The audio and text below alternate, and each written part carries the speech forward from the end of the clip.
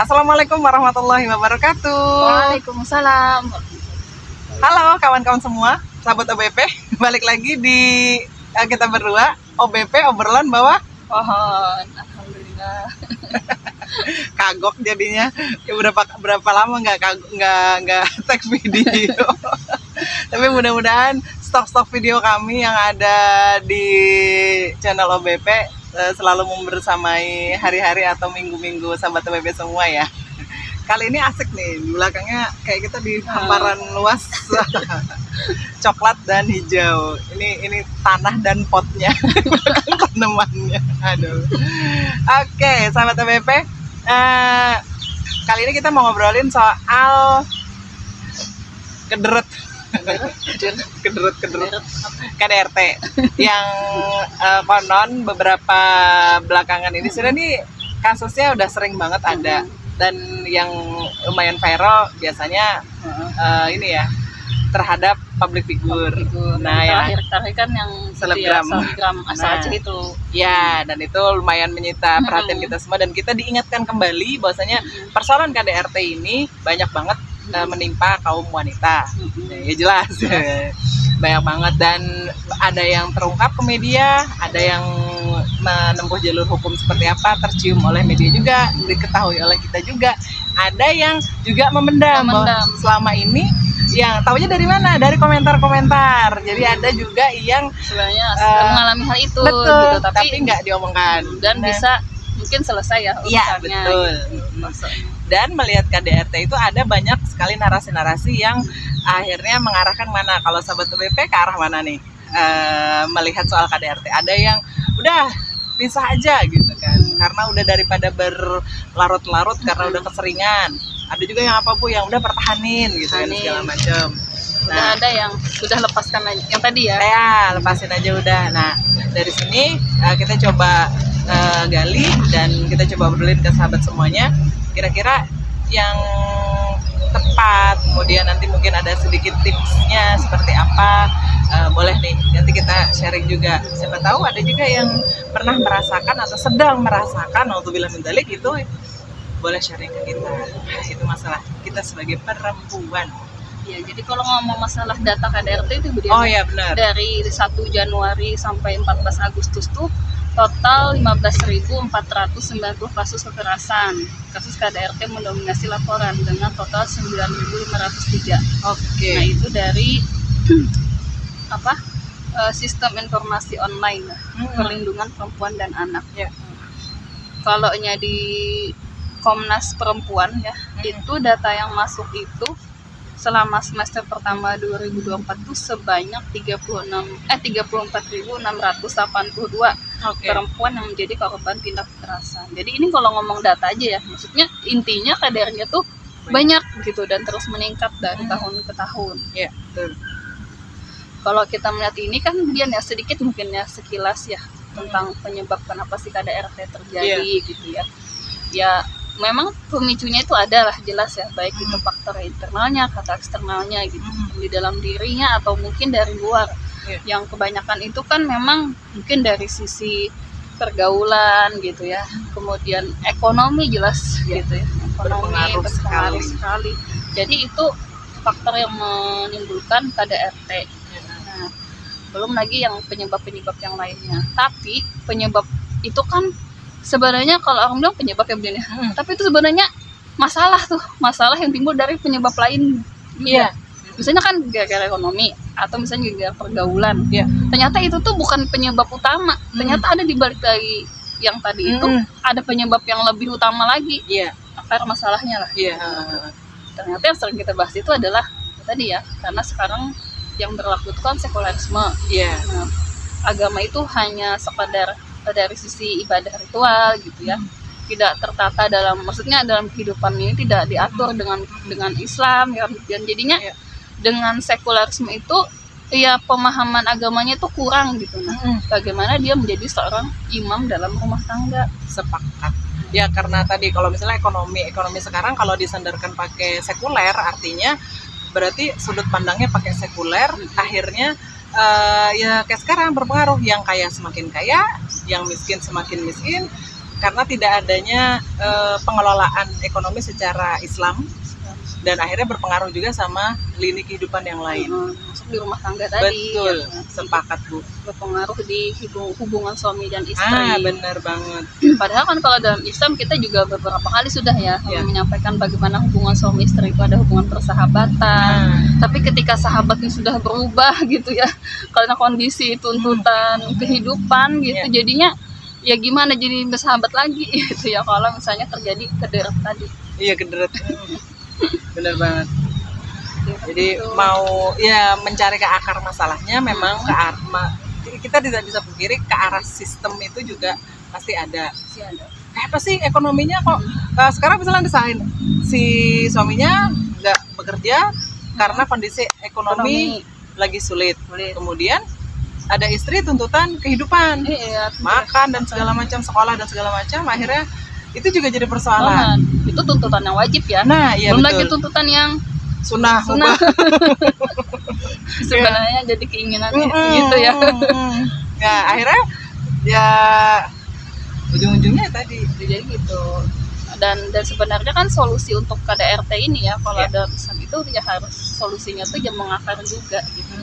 Jadi kalau tadi karena akar masalahnya sekularisme, jadi akar solusinya juga Islam gitu. Karena Islam ini kan pembahasannya baik di ngatur ekonominya kan secara ini ya betul-betul diurus gitu rakyatnya. Jadi ketika misalnya masalah contohnya ekonomi itu ya bagaimana negara itu yang memberikan memenuhi gitu ya kebutuhan masyarakat itu tercukupi. Nah, itu baru untuk masalah ekonominya. Jadi solusinya ya kalau misalnya KDRT ini mau selesai, kalaupun ada terjadi ya minimal lah gitu ya. Itu ya setidaknya dengan Islam yang diterapkan dalam kehidupan. Betul. Jangan media. Kan dengan kehidupan. Mengembalikan, mendudukan kembali semuanya kepada Islam. Dari sisi mungkin kalau di pandangan sekarang, aduh iya ya, mendudukkan kembali berarti kan artinya si tadi di dalam rumah tangga tadi baik suami istri banyak apa ya, belajar gitu ya, sama-sama saling memahami, mempelajari Islam supaya lebih tepat. Cuman tadi Bu, kalau ada ke ekonomi sekuler harus disekat sama Islam, nah itu juga perlu satu institusi juga ya, supaya mengembalikan ekonominya kembali ke ekonomi Islam. Cuman kali ini mungkin kita gini, lah terus kalau misalnya pun ini Islamnya belum ada, sistem secara Islam, secara sistemnya belum ada, berarti kan, dan masalah KDR tadi berapa belas ribu tadi banyak, 38 ribuan, itu banyak banget, belas dan puluhan ribu, berarti kan perlu juga tuh ada penyelesaian. Hari yang ini kan nggak setidaknya di sistem kehidupan sekarang perlu banget kan Bu, nggak nunggu, kan orang kadang-kadang mikir Islamnya kapan tegak, Islamnya kapan ada, sementara KDRT-nya di depan mata udah segini banyak. Setidaknya gitu ya, untuk solusi, ini bukan solusi ini ya, solusi mengakar bukan juga, tapi solusi yang bisa dipilih ya, dijalankan ketika kita masih di dalam sistem sekuler. Jadi ada beberapa yang penting ya bagi istri untuk meningkatkan kesadaran dan kewaspadaannya. Jadi meningkatkan kesadaran dan kewaspadaannya, bukan naujul menjelik ya gitu maksudnya. Jadi berikut yang misalnya yang dilakukan, pertama, kenali watak pasangan dan bicarakan. Jadi memang sudah sunatullah, ada manusia itu yang Allah jadikan tuh wataknya beda-beda. Ada yang keras gitu, dalam psikolognya itu tipe orang yang kasar dan pemarah, senggol dikit yang marah gitu. Senggol bacok. Tipenya senggol bacok. Jadi istilah sumbu pendek, mudah meledak gitu. Jadi kalau dalam Islam tuh Gharizatul Baqa'nya itu kuat banget gitu. Ciri-cirinya kan dia keras kepala gitu, nggak bisa dibilangin ya, dominan, manipulatif gitu, suka konflik, cenderung otoriter gitu. Gitunya. Jadi bagi yang belum menikah, nah gitu, bisa ditanyakan langsung, tapi ada yang aku nggak ya? Tapi kan bisa dikenal, maksudnya ditanya dari orang-orang terdekatnya gitu. Jadi belum menikah itu bisa ditanyakan apakah dia termasuk yang pemarah atau bukan. Jadi jujur juga sih, saya ini cepat marah gitu misalnya. Nah lalu jika memang dia marah, lalu misalnya pada saat marah dia bagaimana cara mengekspresikan dan mengatasi kemarahannya itu. Nah Jadi untuk antisipasi, misalnya berjodoh dengan orang itu, ya gimana nanti mengatasinya. Nah, itu kalau belum menikah. Tapi kalau sudah menikah, nah itu harus dibicarakan gitu ya, dari hati ke hati gitu, sepakat kalau tidak ada kekerasan fisik gitu. Dan bagaimana cara meredam amarah itu setidaknya yang nomor 1 ya, kenali pasangan watak. Jadi kalau ada yang api, satunya jadi air. Yang kedua, jangan maklumi kekerasan. Nah ini nih yang memang ini ya tujuannya, memang ada sedikit apa ya, rasanya tuh kayak ada orang tuh merasa layak menerima perlakuan kasar. Wow. Karena dia merasa dia tadi diam aja gitu, karena dimaklumi aja dengan kekerasan itu. Jadi perlu diingatkan gitu, bertobat. Intinya jangan maklumi kekerasan itu. Yang kedua, yang ketiga, jangan rendahkan dan salahkan diri sendiri. Misalnya tadi ya contohnya tuh, misalnya sebagian besar korban KDRT itu ya, ini kan yang nggak terpublis kan banyak juga sebenarnya. Banyak banget. Misalnya dia merasa, oh ya wajar sih aku di KDRT-in, misalnya secara fisik atau secara penampilan kurang dari pasangannya, atau mungkin suami kerja gitu, dia cuma di rumah gitu, jadi merasa rendah diri gitu. Jadi tadi akhirnya kan nyambung ke yang dua gitu, kayak merasa maklum aja di KDRT kalau dikerasin gitu ya. Padahal itu jangan sampai terjadi. Iya. Itu yang ketiga. Kalau yang keempat, dokumentasikan. Itu mungkin termasuk salah satu bagian dari ada bukti ya, Bu, ada bukti gitu. Kalaupun misalnya itu sudah melampaui batas gitu ya. Kayak misalnya kasus selebgram itu ya, itu kan ada bukti gitu. Atau kalau tidak ada, bisa jadi kan ada juga yang biasanya itu kan kemudian bekas-bekasnya aja kan nggak mungkin loh. Pas riset KDRT langsung cari HP gimana gitu kan. Kecuali intens KDRT-nya tuh udah sering banget gitu. Jadi mungkin siap gitu, maksudnya mendokumentasikan tuh bisa gitu. Tapi kan yang kasus yang cut intan itu lewat CCTV ya, bukan lewat dokumentasi HP.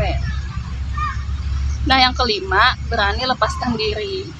Nah jadi kan karena kita ini suami istri itu ada sahabat gitu ya. Jadi bagaimana mungkin kita menjalankan hubungan persahabatan itu kalau sudah saling menyakiti, saling menyakiti, atau ada yang menyakiti salah satunya gitu. Jadi kan nggak mungkin juga kan dia menghindar terus gitu, atau pisah bagaimana. Nah jadi kalau memang dalam Islam itu istilah cerai atau talak itu juga jadi solusi ya, ketika ada permasalahan yang nggak bisa diselesaikan lagi. Jadi itu hanya jadi solusi lah perceraian. Kemudian yang keenam, siapkan nomor telepon darurat. Kadang itu loh yang nggak ngerti, taunya cuma PLN 1323. PLN sama PDAM.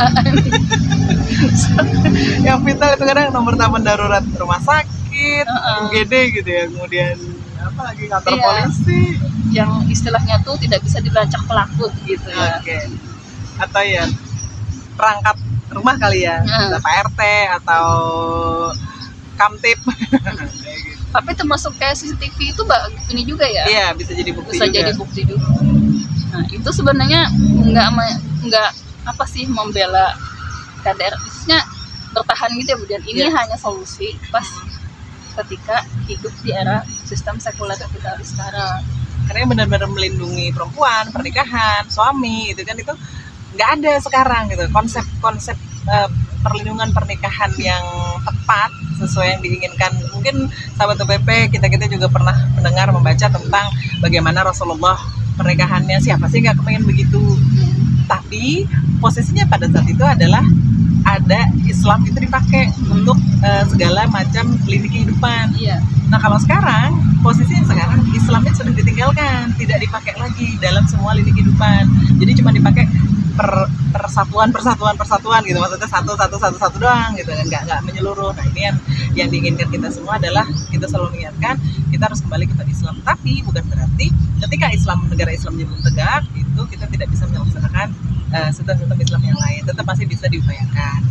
Nah ini mungkin tadi yang kita sampaikan untuk meningkatkan itu adalah bagian dari perlindungan diri kita kepada memang banyak aja yang maksudnya dari terjadi itu ya, tapi mereka bisa melalui. Betul. Gitu. Jadi istilahnya mengingatkan, suaminya berubah. Iya. Dari komentar-komentar netizen yang menanggapi isu-isu, emang bukan isu, fakta itu. Iya, betul. Insya Allah bisa kok dirubah pelan-pelan, kan kita masih manusia. Apalagi dicari sumber masalahnya ya. Nah, itu dia. Ternyata banyak utang atau apa gitu. Ternyata begitu. Persoalannya ada. Sebenarnya kembali kepada Islam. Oke, segitu dulu video kita kali ini. Insya Allah kita bertemu kembali di video-video berikutnya. Jangan lupa subscribe ya. Dan terima kasih juga bagi yang subscribe. Saya Dian Anjarwati. Hati-hati. Undur diri. Assalamualaikum warahmatullahi wabarakatuh. Waalaikumsalam.